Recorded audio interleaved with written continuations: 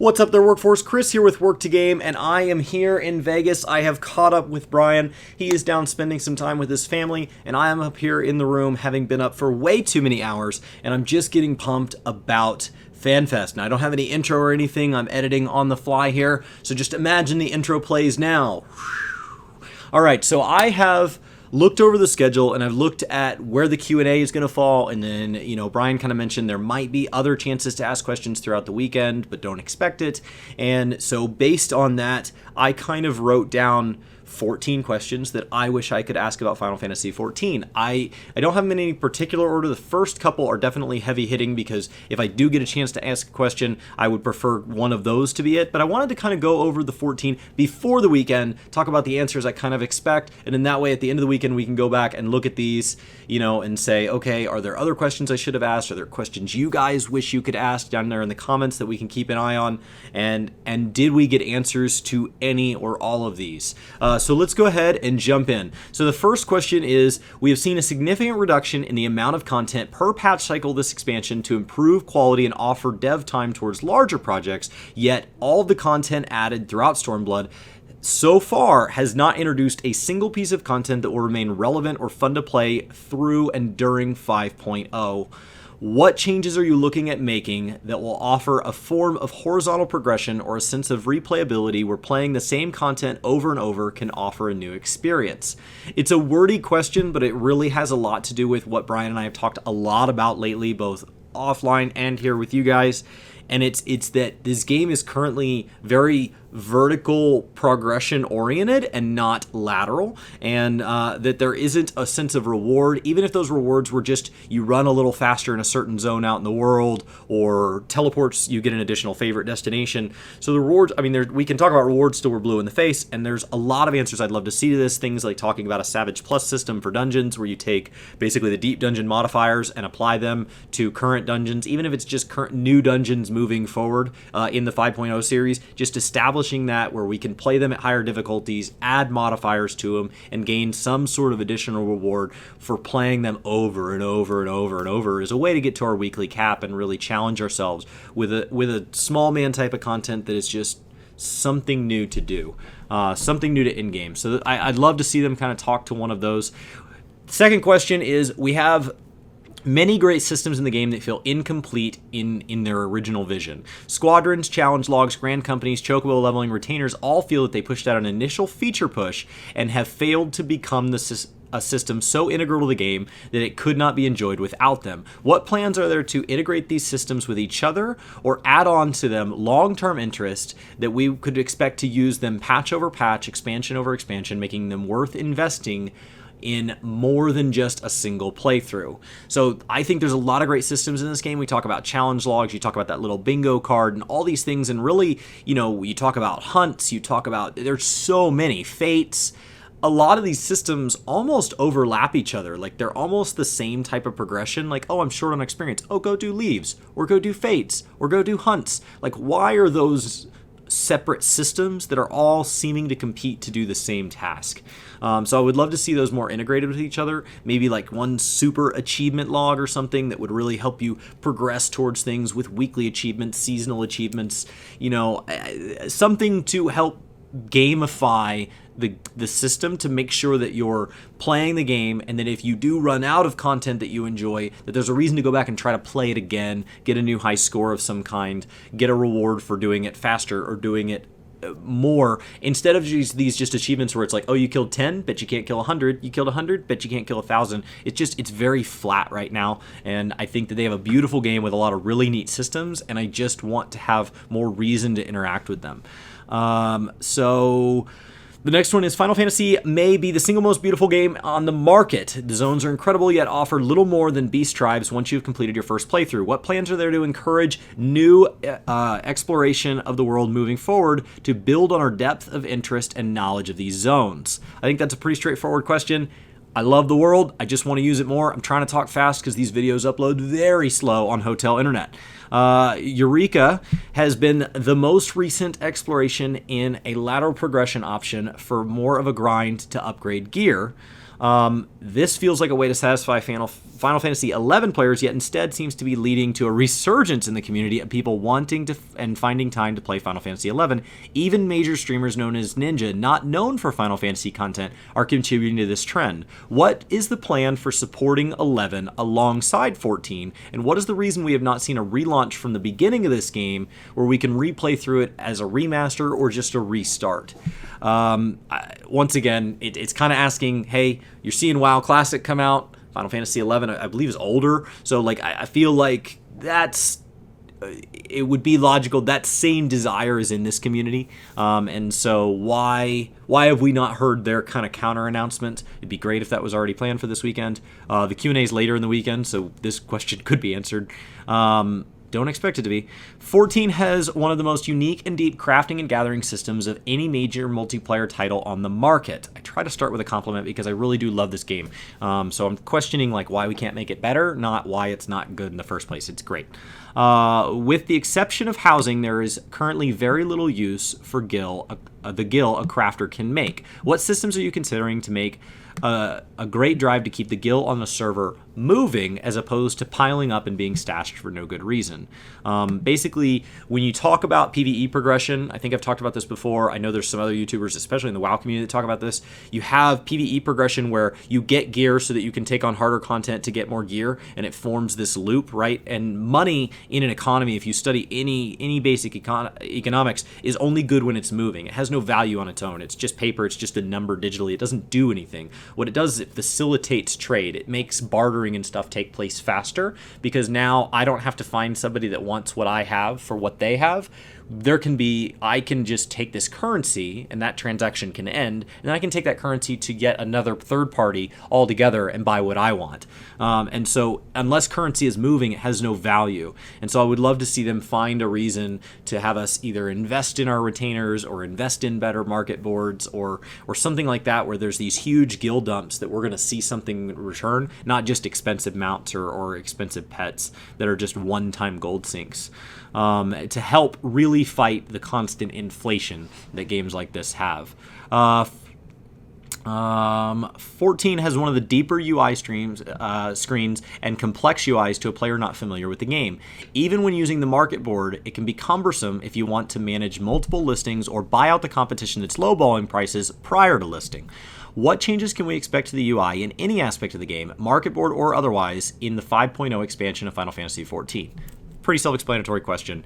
I just sometimes think the UI is a little cumbersome, and because this community, because these developers have chosen to be so add-on adverse, it's very hard to get the game exactly the way you want it. The tools are probably there, but they're not obvious. They might be obvious to those of you who have been playing for years and years and have seen the tools layered on and you've had lots of practice, but brand new to the game, it's a little much. And so I would love to see things like the market board get an overhaul. There's a lot of power that they still have yet to implement there. Not to say it hasn't made progress, but come on, 5.0, keep it moving. 14 has very strong RP and cosmetic fan base inside the community. What is the rollout plan for streamlining glamour and expanding the amount of it we can store, the ease of collecting it to know what you have yet to find, and the flexibility to further customize our appearances moving forward? This is my version of what a glamour question should be. I don't actually largely take part in glamour. I made myself a metallic blue pig, and I'm very happy with that, and I will stay that on all my tanks forever.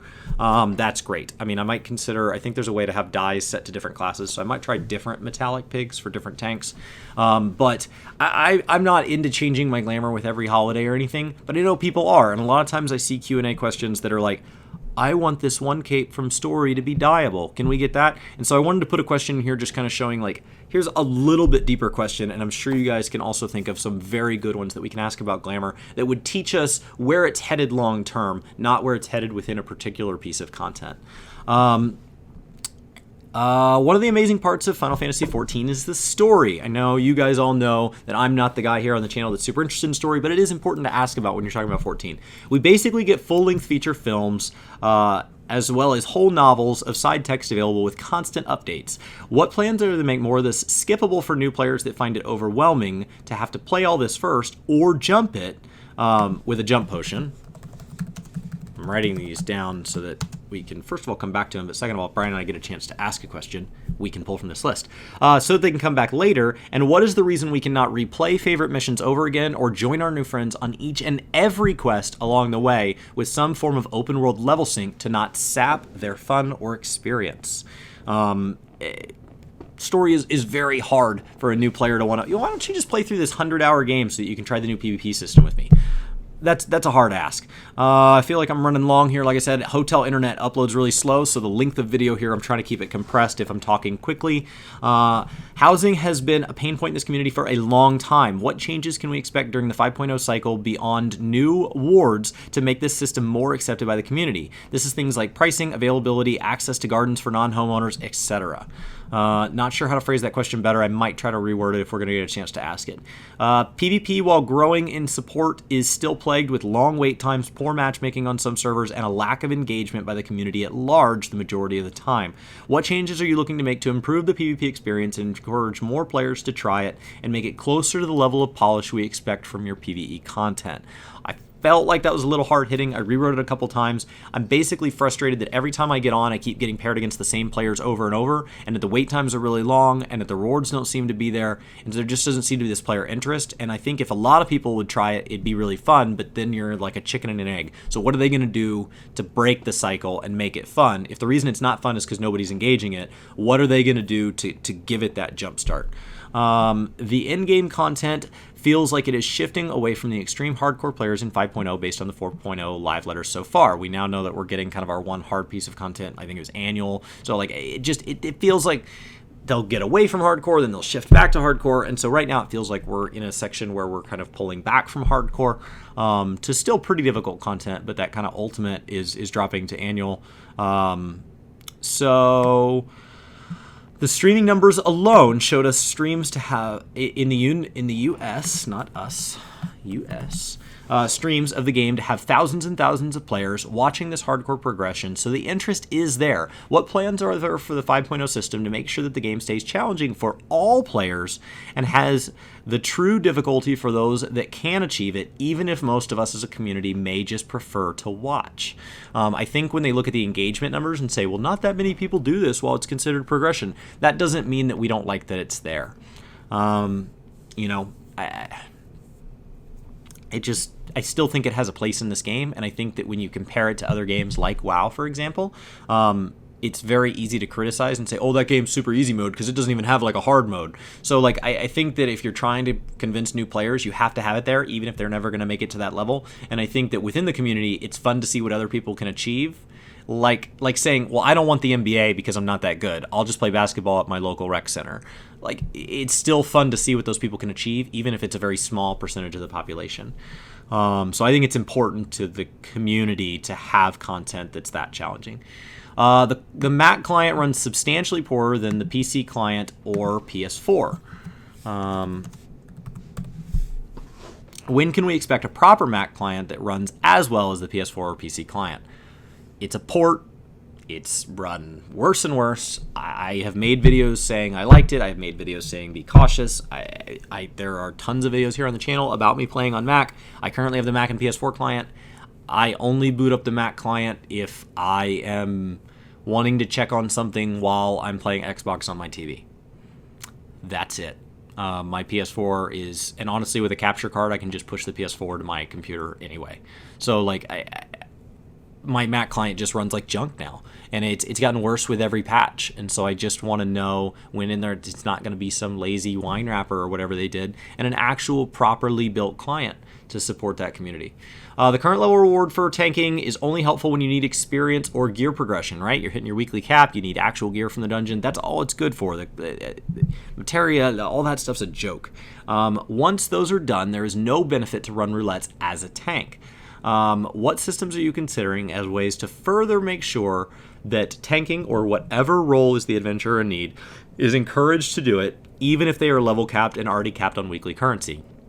Once again, this could be as simple as, the Grand Company little seals that give you increased experience towards like your Disciple of Hand or Disciple of Land for X number of minutes, it could be as simple as giving us those that we can go put on other classes. So I'm having trouble leveling Bard. I want to do Leaves because the wait times are too long. So I'll queue on my tank, grab one of those scripts, go do Leaves, and that will work out faster for my Bard than queuing and waiting a half hour for my Bard. And because of that, now I'm one less Bard sitting in the queue, and I'm actually a tank sitting in the queue. So it could be as simple as something like that. I would just love to hear kind of what their plan is. I think the Adventure in Need is a good start, but there's got to be something more that makes it feel like in a game where it's so clear that like I should be trying to like level more things and try all the things, that once I'm capped on some aspect of the game, why do I want to keep going? That could also be some sort of Diablo Paragon system. That could be, there are a ton of options here for how deep they could go, but it could start as simple as just an item that allowed me to transfer experience or increase experience gain on another class on my character. And crossover events are some of the most exciting news we get outside of what is expected each patch cycle. What games or developers would you most like to see crossover in 5.0? Now, most of these questions are things that help me not only understand where they're going, but how this mentality might carry from 5.0 into 6.0. If we ask these questions again and again and again, they're a pulse that we can, these questions are repeatable. This last one is really just geared at, I'm just being nosy. So that's my 14 questions. If you have questions you'd like to add to that, definitely put them in the comments below. I'm sure you guys think of some great ones. Brian and I are going to kind of strategize, what if we get a chance to ask one question, what will it be? What's number 2? What's number 3? What's number 4? That way, if our question gets asked, we just jump to the next one. So we're going to try to hopefully get a question in there if we get a chance. And I would love to see some feedback from them, and I would love to see what you guys think the answers should be to these. So even if they don't answer them, what do you think the answers to these questions are? Let me know in the comments below. This has been Chris with Work To Game. I hope you guys have a fantastic day. There will be no outro because I don't know how to edit on Brian's computer and get an outro. So thank you so much, and I'll see you next time. Thank you, Patreons. You guys are mind-blowing. We've gotten several more new ones that weren't on my end screens of my video going live tomorrow or yesterday because I didn't have time to update it before while I was packing and everything, but I want to say thank you. We got our first 2 of the new top tier Patreons, so I am working on your artwork. Don't think I've forgotten about you, and I'm looking forward to, I think I'm going to share that with the community because I'm going to spend some time on it, and so I want to share that, and they will be mailed to each of you, and I am just blown away by the support we've been getting by you guys, all you fresh subscribers. You guys are fantastic. Thank you to everybody. You guys are awesome, and I really will see you next time.